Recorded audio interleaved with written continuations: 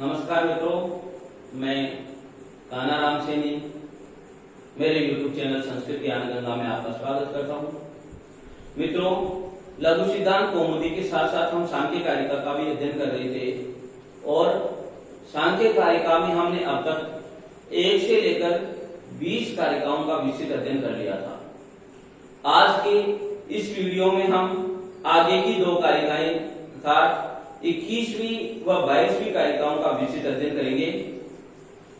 तो जो 21वीं कारिका है उस कारिका में कहा गया है कि पुरुषस्य दर्शनार्थम केवल्यार्थम तथा प्रधानस्य पंगु अंधवत उभयोरपि संयोग है तत्कृत सर्ग। सर्ग का अर्थ होता है सृष्टि।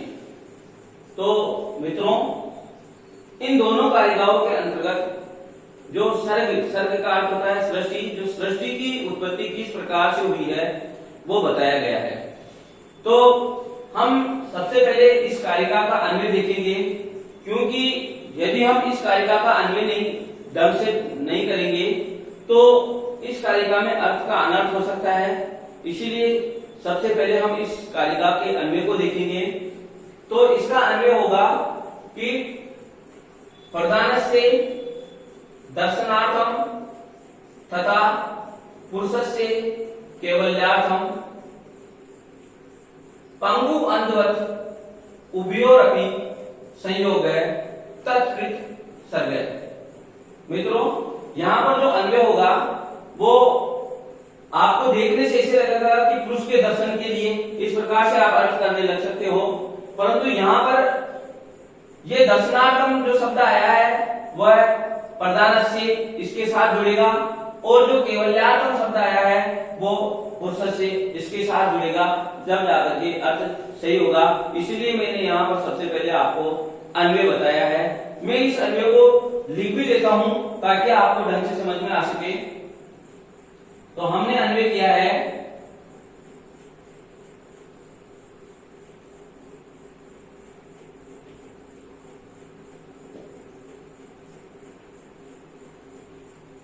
पुरुष प्रधानस्य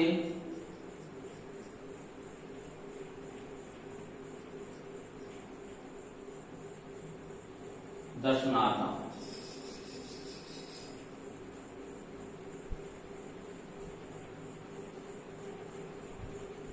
तथा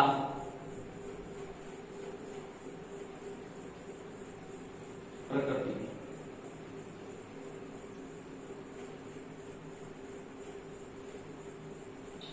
पुरुषस्य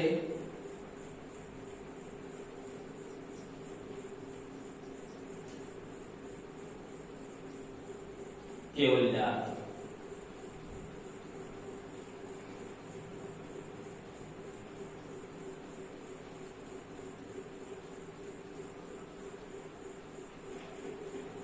पंगु अंधवत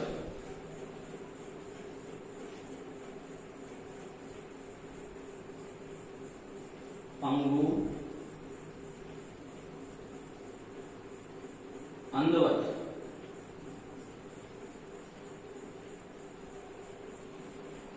उभयोरपि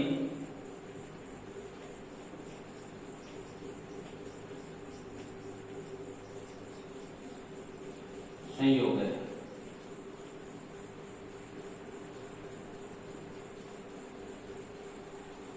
तत्कृत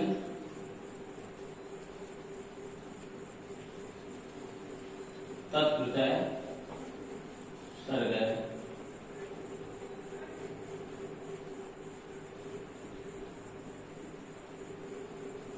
जायते।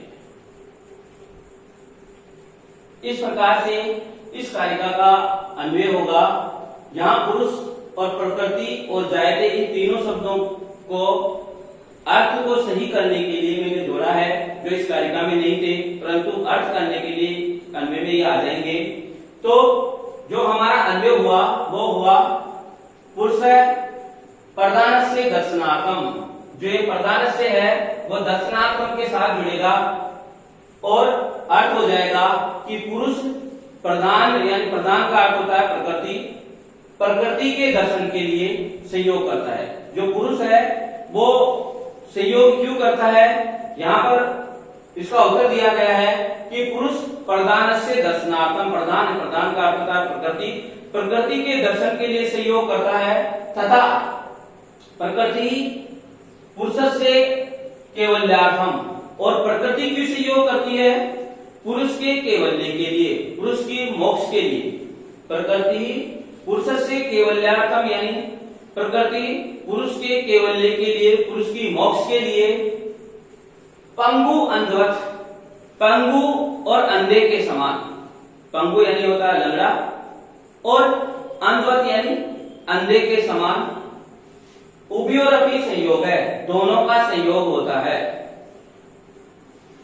तत्कृत उससे, तत्कृत यानी उससे सर्ग जायते यानी सृष्टि की उत्पत्ति होती है। उस प्रकार यानी उससे, उन दोनों के संयोग से सर्ग जायते यानी सृष्टि की उत्पत्ति होती है। मित्रों, आपको यहां ध्यान देना चाहिए कि जो पंगु जो शब्द आया है वह पुरुष के लिए आया है। जो पंगु जो शब्द यहां पर आया है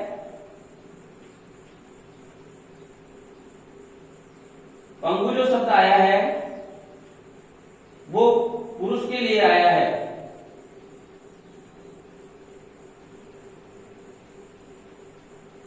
और जो अंध जो शब्द आया है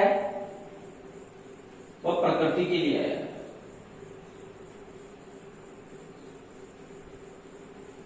जिस प्रकार कोई पंगु होता है तो वो ढंग से कार्य नहीं कर सकता, वो गति नहीं कर सकता, परंतु यदि उसको किसी अंधे व्यक्ति का सहयोग मिल जाए तो अंधा व्यक्ति उसको साथ में लेकर के गति करवा सकता है। लेकिन अकेला अंधा व्यक्ति भी गति नहीं कर सकता, कोई कार्य नहीं कर सकता, परंतु यदि उसका पंगु के साथ, कोई विकलांग व्यक्ति के साथ यदि उसका सहयोग हो जाए तो वो गति कर सकता है, कार्य कर सकता है। क्योंकि जो अंधापन है उसमें पंगु काम कर देगा और जो पंगु है उसमें अंधा काम कर देगा।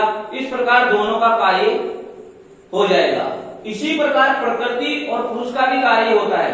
अकेले से यदि प्रकृति अकेले कोई कार्य करना चाहे तो नहीं हो सकता, सृष्टि उत्पत्ति रूपी कार्य करना चाहे तो नहीं होगा, लेकिन वो पुरुष के सहयोग से, और पुरुष यदि सृष्टि उत्पत्ति रूपी कार्य को करना चाहे तो वो भी नहीं होगा, तो वो प्रकृति के सहयोग से। इस प्रकार दोनों के सहयोग से ही सर्ग जायते, सर्ग उत्पन्न होता है यानी सृष्टि की उत्पत्ति होती है।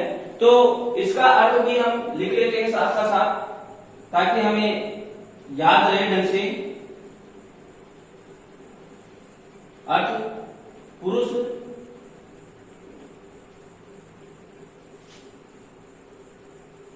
प्रधान का अर्थ होता है प्रकृति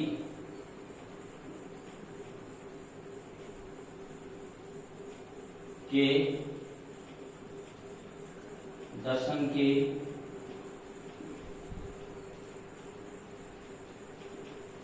लिए तथा प्रकृति पुरुष के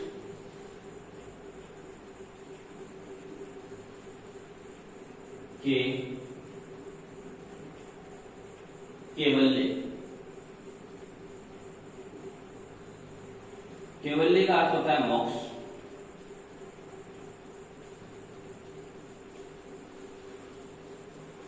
के लिए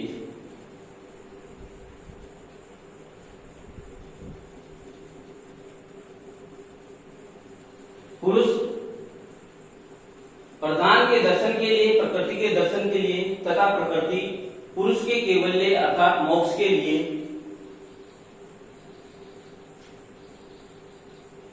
दोनों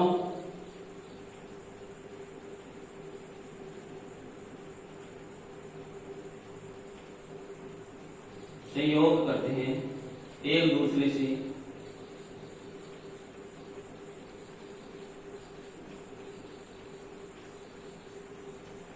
से संयोग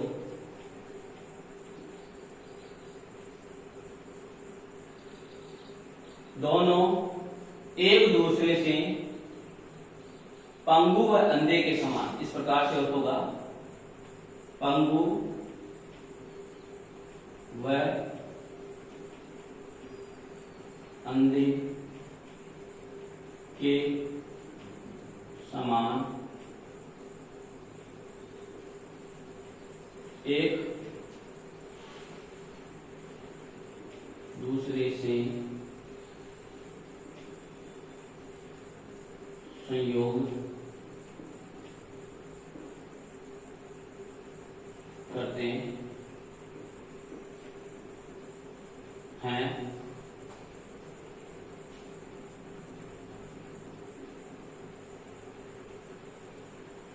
तत्कृत इस प्रकार से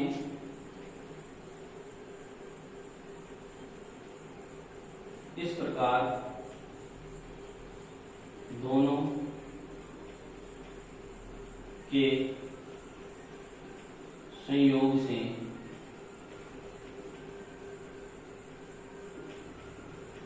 सर्ग यानी सृष्टि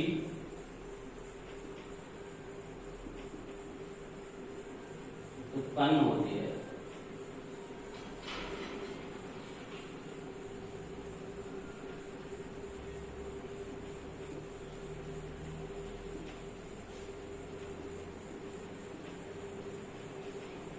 इस प्रकार से इसके अंतर्गत जो सृष्टि की उत्पत्ति होती है उसके बारे में बताया गया है कि जो पुरुष है वह प्रकृति के दर्शन के लिए और प्रकृति पुरुष के कैवल्य के लिए यानी मोक्ष के लिए दोनों एक दूसरे से पंगु व अंधे के समान संयोग करते हैं और इस संयोग से सृष्टि की उत्पत्ति होती है।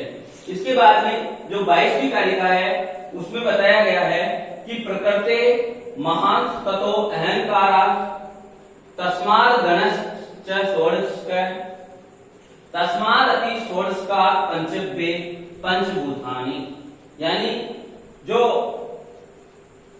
प्रकृति और प्रकृति से अहंकार, प्रकृति से महत, महत से अहंकार, अहंकार से षोडश गण की उत्पत्ति और षोडश गणों से भी ये पंच महाभूतों की उत्पत्ति इसके किस प्रकार से हुई है उसके बारे में इस कारिका के अंतर्गत समझाया गया है।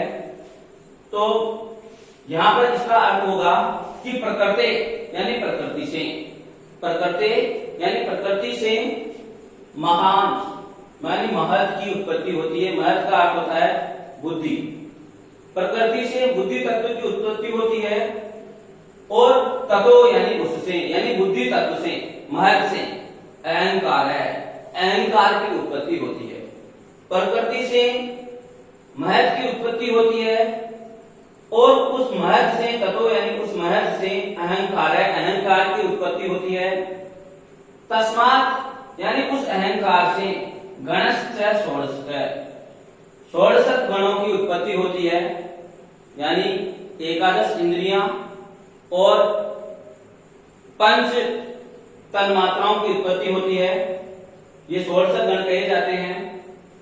तस्मादपि यानी उससे भी, यानी जो पंच तन्मात्राएं हैं उनसे भी, षोडश गण में जो पंच तन्मात्राएं हैं उनसे भी, षोडश गण में पंचभ्ये यानी षोडश गण में जो पंच तन्मात्राएं हैं उससे भी पंचभूतानि यानी पंच महाभूतों की उत्पत्ति होती है। तो हम इसका अर्थ यहाँ लिख लेते हैं, फिर बाद में इसके पूरा डायग्राम बना करके मैं आपको समझा दूंगा कि किस प्रकार से उत्पत्ति हुई है। तो पहले हम अर्थ लिख लेते हैं। अर्थ होगा प्रकृति महान यानी प्रकृति से, प्रकृति से महत, महत का अर्थ होता है बुद्धि। प्रकृति से बुद्धि तथा महत से अहंकार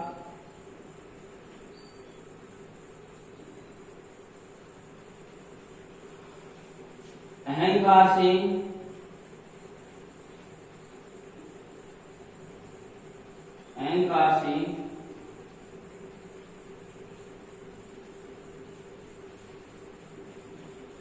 षोडशक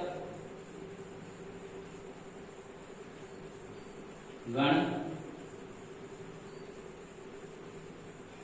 अर्थात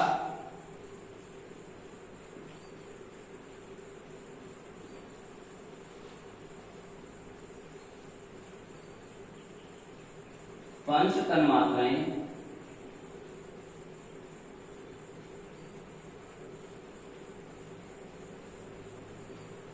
व एकादश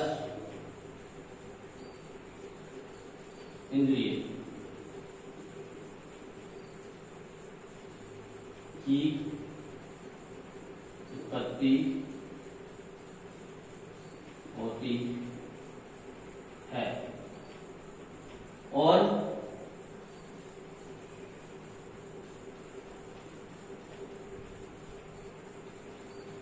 षोडशक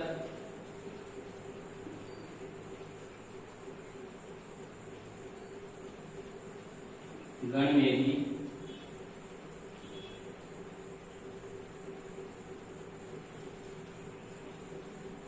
पंच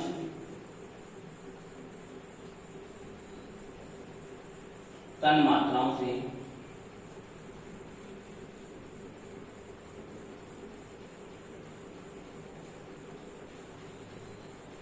षोडशक गण में भी पंच तन्मात्राओं से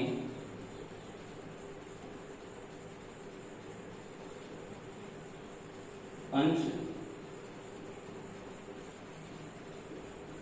महाभूतों की उत्पत्ति होती है। इस प्रकार जो सृष्टि के जितने भी तत्व हैं उन तत्वों की किस प्रकार से उत्पत्ति हुई है इस कारिका के अंतर्गत बताया गया है कि प्रकृति महान यानी प्रकृति से महत तत्व की उत्पत्ति हुई है सबसे पहले, यानी बुद्धि तत्व की उत्पत्ति हुई है और ततो अहंकार यानी उससे यानी महत से अहंकार की उत्पत्ति हुई है। तस्मात् गणस्य षोडशक और उससे यानी अहंकार से षोडशक गण की उत्पत्ति हुई है। और षोडशक गण में कौन कौन सी आती है? पंच तन्मात्राएं और एकादश इंद्रिय। इस प्रकार इनको षोडशक गण कहा जाता है। इन 16 तत्वों को षोडशक गण कहा जाता है। और उस तस्मात् अपि षोडशात् यानी उस षोडशक गण में भी पंचभ्य यानी पंच तन्मात्राओं से पंचभूतानि यानी 5 भूतों की 5 महाभूतों की उत्पत्ति हुई है। इस प्रकार से इन दोनों कारिकाओं का अर्थ था। लेकिन ये जो नीचे की कारिका है इसको मैं डायग्राम के द्वारा आपको समझाने का प्रयास करता हूं कि यह किस प्रकार से जो बताया गया है यहाँ पर। तो मुझे एक बार ये मिटाना पड़ेगा।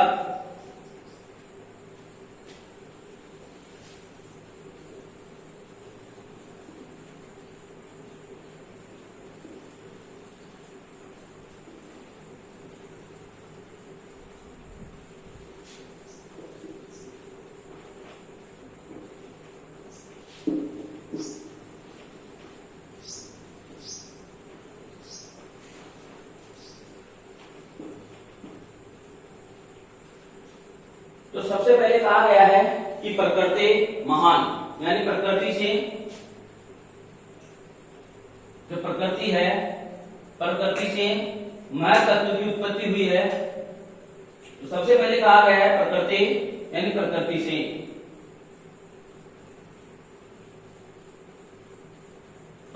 सबसे पहले किसकी उत्पत्ति हुई है? महत की उत्पत्ति हुई है। महत का अर्थ होता है बुद्धि। बुद्धि तत्व की उत्पत्ति हो गई प्रकृति से। उसके बाद में कहा गया है कि महत यानी महत से अहंकार की उत्पत्ति हुई है। तो इस प्रकार महत जो तत्व है उससे अहंकार की उत्पत्ति हुई है।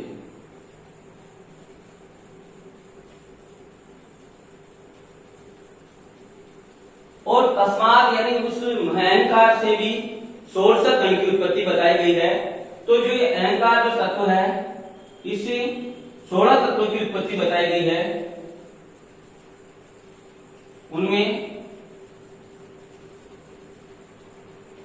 तो सबसे पहले पंच तन्मात्राएं,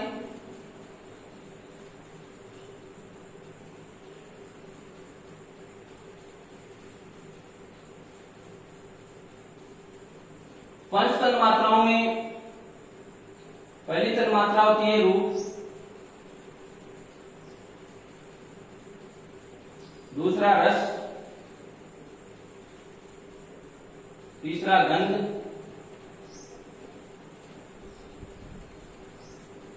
स्पर्श,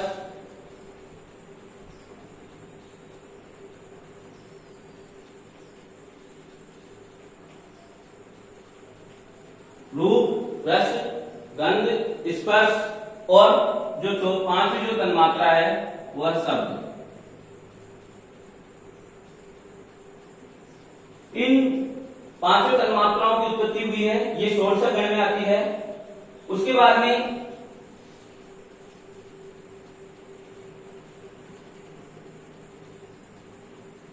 पंच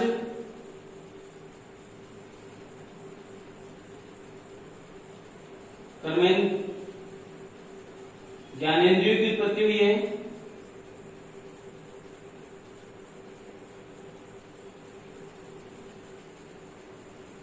पंच ज्ञानेंद्रिय की उत्पत्ति हुई है। वो पंच ज्ञानेंद्रिया कौन कौन सी है? वो है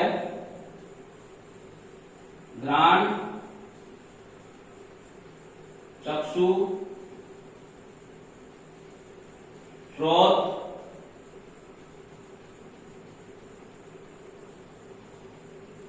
त्वक,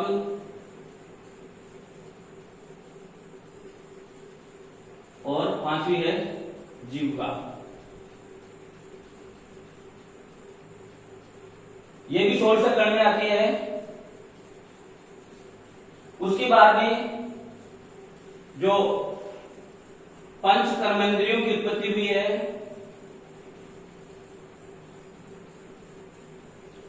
पंच कर्मेंद्रियां,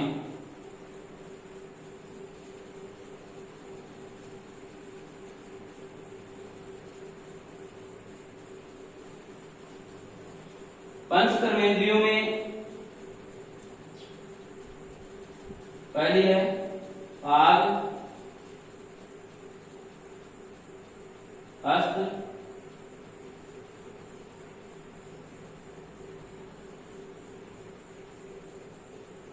पायु,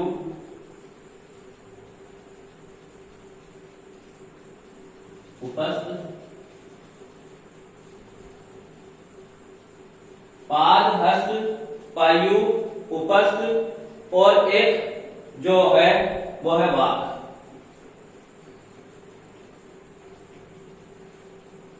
इस प्रकार इनको पांच कर्मेंद्रिय कहा जाता है, इनको पांच ज्ञानेंद्रिय कहा जाता है और इनको पांच तन्मेंद्रिय कहा जाता है।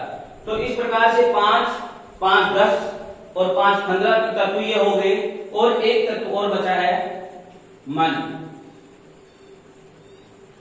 इसको उभयेंद्रिय कहा जाता है।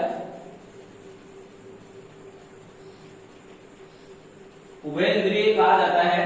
तो इस प्रकार से ये जो 16 तत्व हुए हैं, इनको षोडशक गण कहा गया है और इन षोडशक गणों की उत्पत्ति अहंकार से मानी गई है। फिर आगे कहा गया है कि जो षोडशक गण है, उन षोडशक गणों में भी पंचेभ्य यानी पंच तन्मात्राओं से, पंचेभ्य का अर्थ वहां पंच तन्मात्राओं से है। तो पंच तन्मात्राओं से पंच महाभूतों की उत्पत्ति हुई है, इस प्रकार से कहा गया है। तो यहां पर जो रूप है, रूप से किसकी उत्पत्ति हुई है? महाभूतों में पंच महाभूतों की उत्पत्ति हुई है, तो तेज की। रस है, रस से जल की उत्पत्ति हुई है। गंध है, गंध से उत्पत्ति हुई है पृथ्वी की। और स्पर्श है, स्पर्श से वायु की उत्पत्ति हुई है और शब्द है, शब्द में आकाश की उत्पत्ति हुई है। इस प्रकार पंच तन्मात्राओं से पंच महाभूतों की उत्पत्ति हुई है। और तो इस प्रकार से ये जो सृष्टि की जो प्रक्रिया है, इस प्रकार से सभी तत्वों की उत्पत्ति हुई है। और एक चीज जो आपको ध्यान रखना है, जो सृष्टि की उत्पत्ति हुई है वो प्रकृति और पुरुष के संयोग से हुई है। यानी जो जितनी भी जो सृष्टि की उत्पत्ति हुई है, प्रकृति और पुरुष का संयोग पहले होता है और प्रकृति और पुरुष के संयोग से ही सृष्टि की उत्पत्ति होती है। फिर प्रकृति से महत की उत्पत्ति होती है, महत से अहंकार की उत्पत्ति होती है, अहंकार से षोडश गण की उत्पत्ति होती है, षोडश गण में पंच तन्मात्राएं, पंच ज्ञानेंद्रियां, पंच कर्मेंद्रियां और एक मन, इस प्रकार एकादश इंद्रियां और पंच तन्मात्राएं की उत्पत्ति होती है। और इन पंच तन्मात्राओं से पंच महाभूतों की उत्पत्ति मानी गई है। इस प्रकार से ये दोनों कारिकाओं का मेरे द्वारा विस्तृत अध्ययन करवाया गया।